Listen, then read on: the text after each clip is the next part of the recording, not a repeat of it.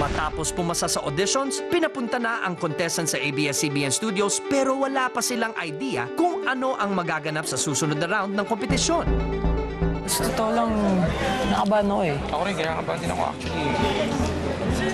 Kaya ang daming magaling. Hindi ko rin po alam kung anong idea ang mangyayari ngayon. Kung makakapasok pa rin ako, nagawa ko naman po siguro yung mga kailangan kong gawin para sa second round. Kinakabahan, tapos at the same time, excited din po kung ano mangyayari sa susunod.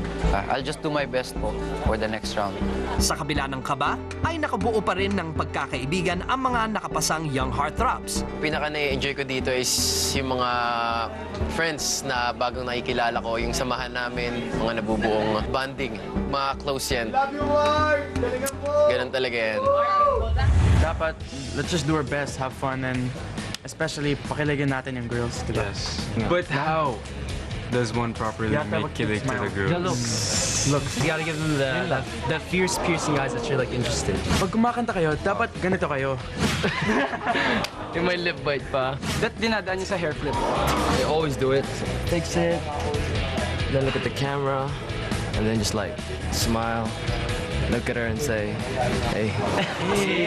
Gusto ko ito yung maging instrumento din para makilala o makita ko yung tatay ko man lang, tol. Gusto ko kasi tulungan yung kuya ko. Kagalingan ko yung performance ko para sa kanya. Ganahan sila sa performance karon. Pero sige ko kay buhaton tanan para padayon gyapon sila mo support sa kuha.